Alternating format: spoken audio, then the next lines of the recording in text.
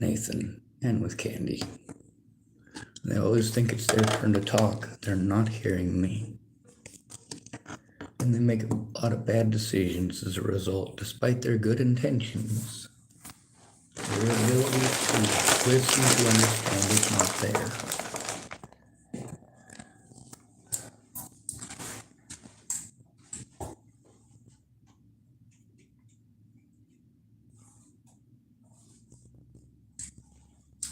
Obviously, that doesn't make either one of them evil.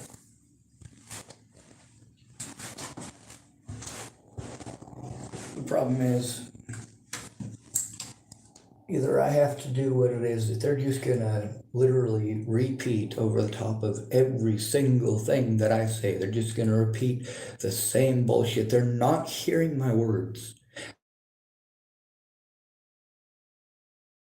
They're not hearing.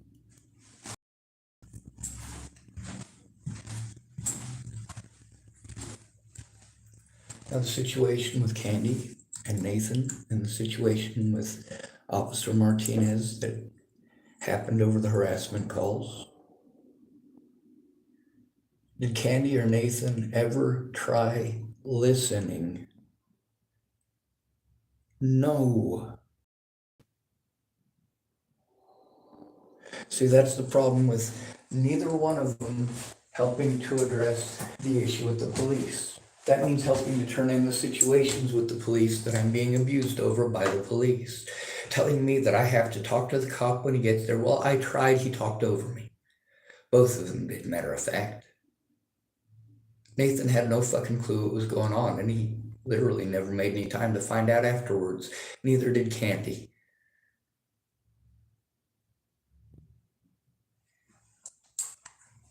When they say they're going to do something and they don't follow through over and over and over again, yes, I have a lot of anxiety about asking them for help again.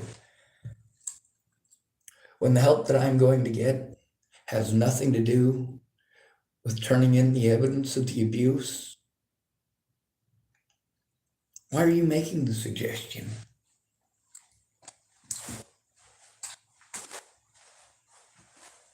Nathan doesn't bother to try to understand any of the experience from my point of view because he's not going to listen to it from my point of view. He's got his assumptions he's running with. Same thing with Candy. Same thing with Joe. Candy's telling me that she's literally always sick. She'll have a seizure if she has to listen. Stuff like that. Well, you know what? That's pretty fucking important. Whether they're excuses or not. At least I'm trying. When I go to Joe Moreno to ask for help, that's Candy's husband. He says, oh, you need to go to Candy for that. She's better at that stuff. Well, good. Except that she's not. A bunch of other stuff comes up that prevents her from keeping her word, which, yes, I'm angry about the situation. I'm not angry at her. Now, there's been more than once where she didn't get a hold of me, and of course, she says, well, I'm sorry I didn't tell you. I thought I'd let you know that I wasn't going to be able to make it, but I have these brain issues because of seizures, and I understand. I have to. Sammy Leon Lawrence IV wanted me to understand that he's got brain injuries. Well, I do understand. I made a lot of leeway for him. And I made a lot of leeway for Candy. And then there's the fact that she's a manager at Safeway, and she's got a lot of responsibilities with that. She's also got a family, and she's got a lot of responsibilities with that. She's friends with a lot of her coworkers. So there's a lot of responsibilities that come with that, trying to keep the peace and get people to act like adults at work.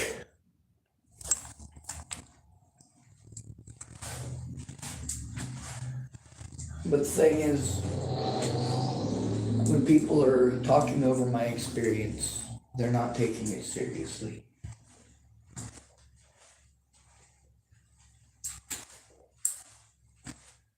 The fact that I literally have to scream and curse to not get talked over, and even that's not enough.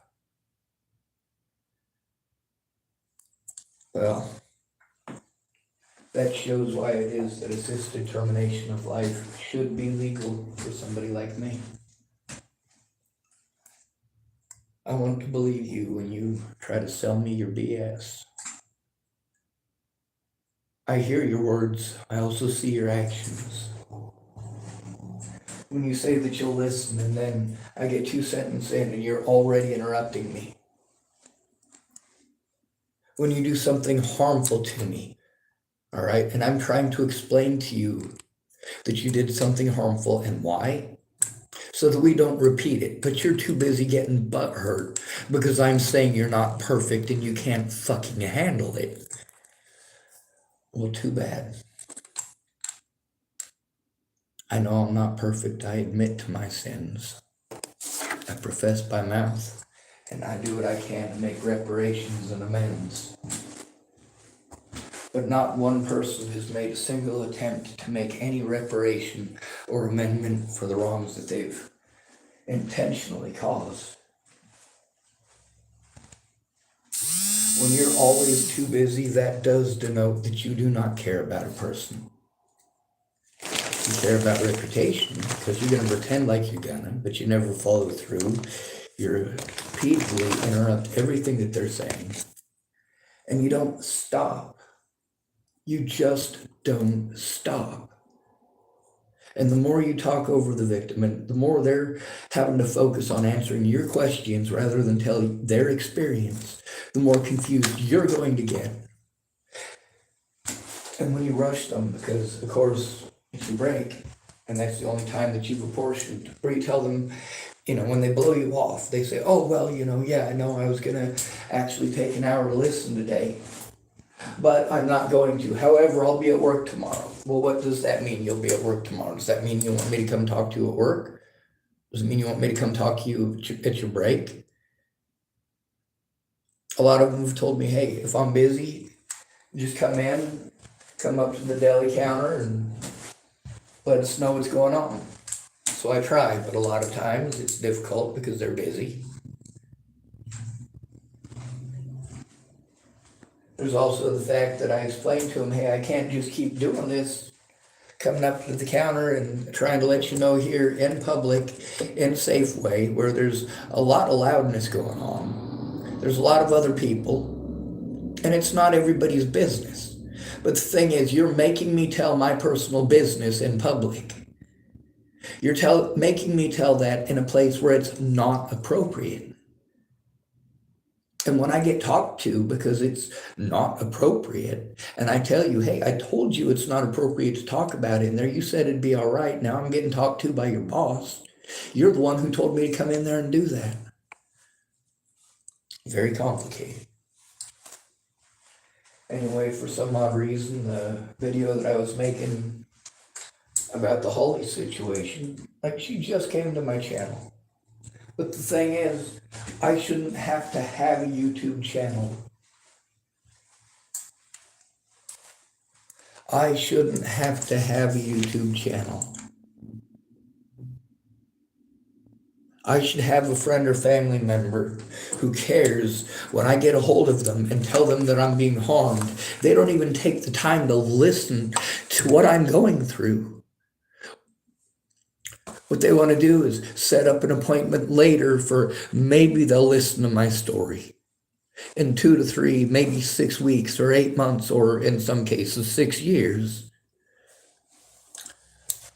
while I'm being abused the whole time and they're too busy to even hear anything that I'm saying, but they will later on, maybe. And by the time later on that they do finally maybe make the time to listen, sort of, they're going to talk over me the entire time. And even then, even if I'm able to get them to understand, I need them to prevent my rights from being railroaded. I'm a disabled person. They're going to pretend that I'm a schizophrenic nut job because I'm a homeless disabled male. I need you to prevent that. If your son or daughter was getting treated like a disabled homeless male, a mentally ill schizophrenic homeless predator, when they were the one who was abused, And they're going to continue taking that abuse until you step in. When are you going to step in? You're not. You're going to keep on talking over the victim and making suggestions and talking about how you don't have time. You don't have time, you don't have time, you don't have time. When you do have time, it's time to play therapist, right? You think that you're helping me by telling me some pretty meme you read on Facebook, some inspirational quote, or you've got a pep speech about back in the day when you were a fucking junkie on the streets. Guess what? I've never been a junkie on the streets. Ever. Your story of redemption from 10 years ago or 20 years ago doesn't have a goddamn thing to do with stopping the abuse that I have to go through everywhere I move. Before I'm ever able to get established anywhere, I'm already up to my ass in abuse. People target those that they know can't defend themselves, just like Andrew Wolnez, just like Officer Martinez. They choose victims that fit a category that is not socially acceptable. It's more socially acceptable to be black now, but it will never be socially acceptable to be homeless. You have to have someone lower on the totem pole that you can kick.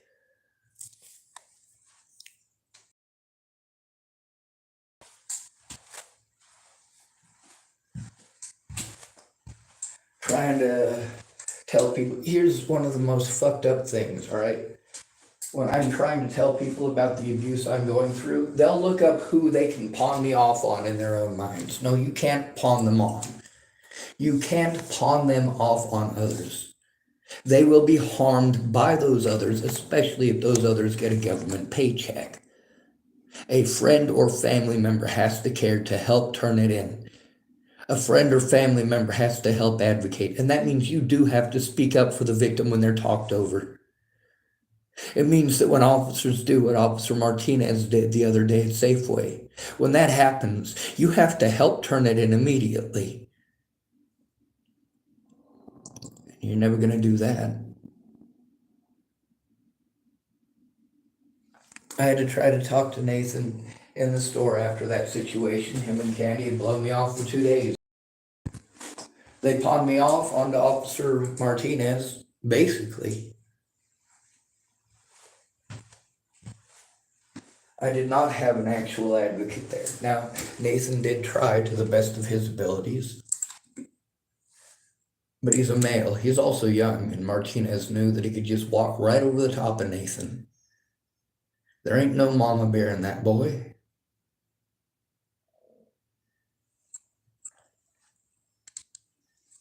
You don't know how to protect another person or defend another person. I do.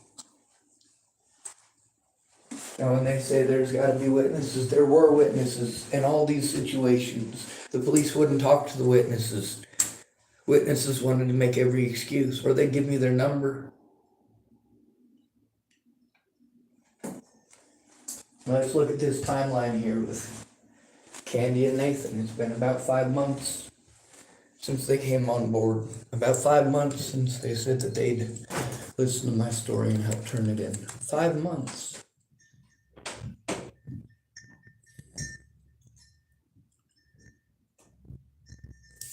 But Candy, the first time she was gonna and didn't make it, that's what sealed my fate. As far as her stuff went, she went to her mom without any information that was useful, or not enough information that was useful. And she got the information of everything that I'd tried already and been denied. Okay, her mom was a legal advocate of some sort, and her mom told Candy all the stuff that we gotta do, right? Well, that's not all the stuff that we gotta do. I already tried that stuff. So we gotta do that stuff together. And not every 6 weeks, every 8 weeks, maybe you'll try. You might have noticed that Candy did go to court with me multiple times, and she went in with me and she helped me to do the paperwork to get a protection order. She also knew that the intention there was to just get Wolnez to stop long enough to actually turn in the crimes being committed.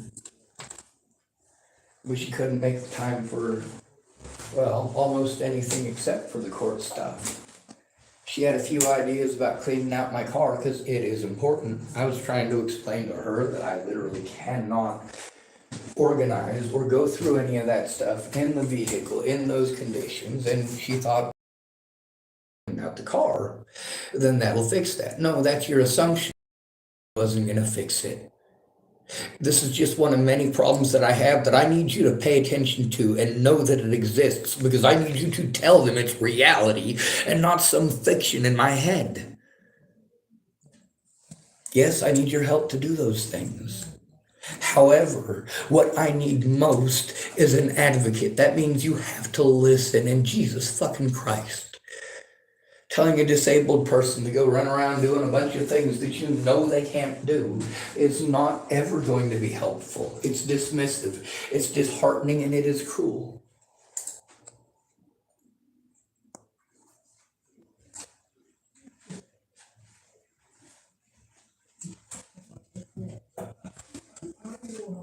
When your antics get innocent people hurt or killed,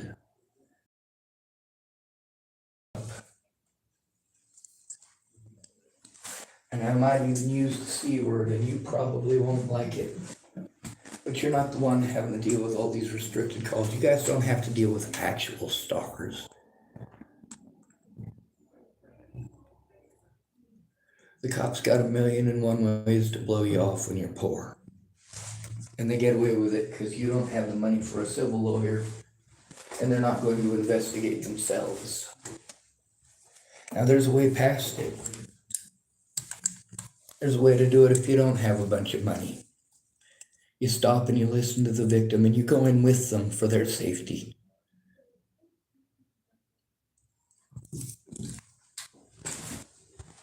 When the cops start talking over them, you let the cops know that the victim is telling the truth.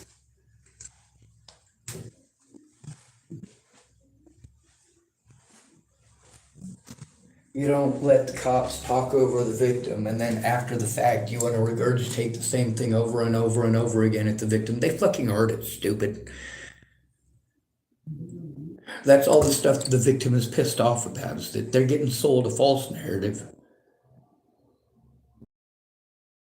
Know any better. Now, he would have if he'd have listened, but he's always busy. He's got this other stuff going on. When he says that he'll make time for me, he does do nice things. I mean, he buys me stuff, buys me coffee, buys me food, and I'm glad for that, because I can't safely go to any of the churches to get food.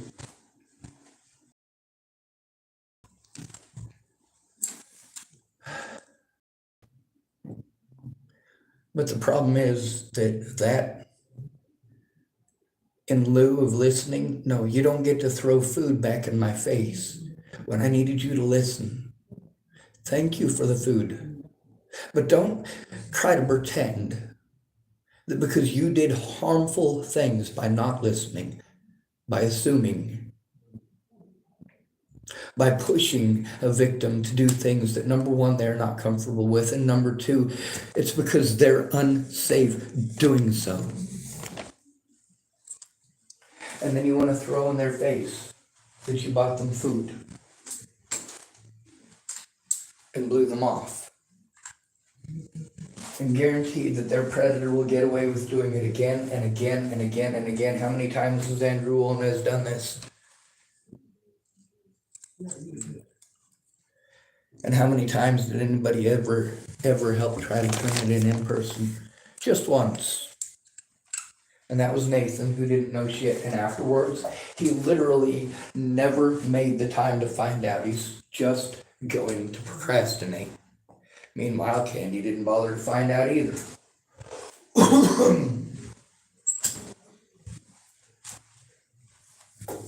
And then I'm told that it's my fault that people didn't listen. And those people treat me like it's my fault because I didn't do what they wanted me to. Did you help me to do those things, or did you tell me to do those things? Did you find out whether or not I'd tried that already or not? Did you find out the situations that happened when I tried to go to those places alone? Do you listen? The answer is no.